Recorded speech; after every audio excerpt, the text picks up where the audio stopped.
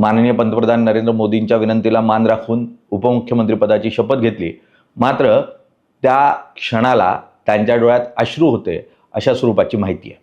साहजिक आहे, नेतृत्वानं दिलेला आदेश होता, तो आदेश मान्य करून देवेंद्र फडणवीसांनी मंत्रिपद किंवा उपमुख्यमंत्रीपद स्वीकारलं आणि थोडंसं आपलं अस्तित्व आहे त्यापेक्षा छोटं करून राजकारणामध्ये आपल्याला वावरावं लागेल हे माहीत असूनही पक्षाचा आदेश न जुगारता त्यांनी त्याला मान्यता दिली.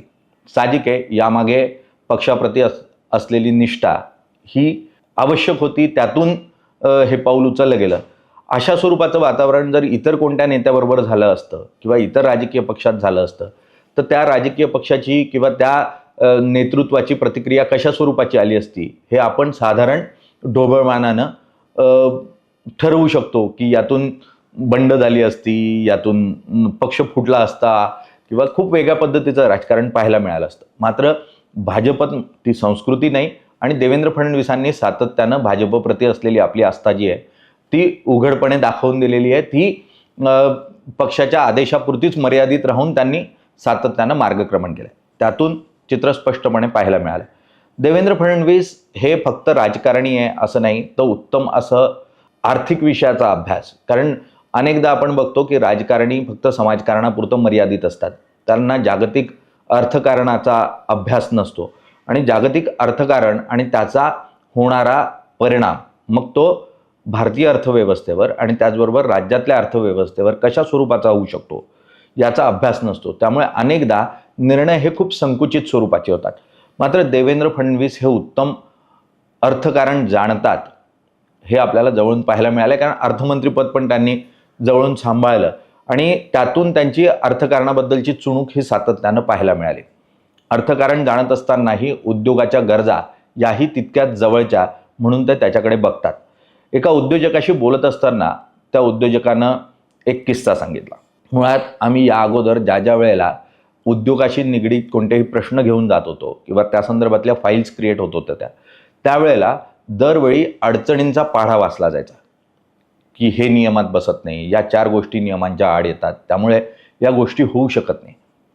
पण त्यानं किस्सा सांगितला की देवेंजींकडे अशीच एक उद्योगासंदर्भातली फाईल होती आणि त्या फाईल संदर्भात सातत्यानं उणिवा काढल्या जात होत्या. तर त्यावर देवेंजींनी स्पष्टपणे सांगितलं की जर तिथे अडचणी नसत्या तर ही गोष्ट आपल्यापर्यंत आलीच नसती आणि उद्योग उभा करायचा तर 4 गोष्टींच्या अडचणी असतील. दरवेळेला सर्वच गोष्टींची उत्तरं तयार असतील, सर्वच गोष्टी योग्यच असू शकतील असं नाही. काही गोष्टींना मोडता घालून उद्योगांना रस्ता करून द्यावा लागेल तरच उद्योग टिकू शकतील.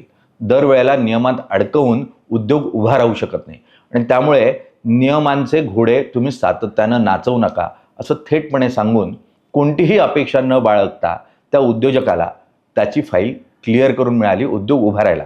त्यातून हजारो रोजगारही उपलब्ध झाले. मात्र नियमांवर बोट ठेवायचं, कागदी घोडे नाचवायचे आणि त्यातून मग भ्रष्टाचाराला वाट करून द्यायची, या मार्गानं जे महाराष्ट्राचं राजकारण किंवा प्रशासन जाऊ पाहत होतं त्याला कुठेतरी खीळ बसवण्याचं काम या किस्स्यातून देवेंद्र फडणवीसांच्या रूपानं समोर येताना पाहायला मिळतं. आणि त्यामुळे विकास व्हावा, विकासासाठी 4 गोष्टी नियमाच्या बाहेर कराव्या लागल्या तरी चालतील, मात्र विकास हा महत्त्वाचा आहे हा प्रयत्न सातत्यानं देवेंद्र फडणवीसांच्या कृतीतून पाहायला मिळाला.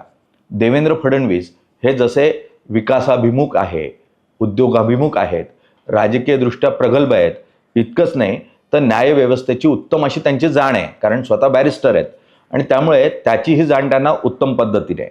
त्यामुळे न्यायव्यवस्थेचा वापर हा सरकार चालवताना किंवा प्रशासन चालवताना किती योग्य पद्धतीनं करता येऊ शकतो हेही वेगवेगळ्या कृतीतून देवेंद्र फडणवीसांनी दाखवून दिलेलं आहे.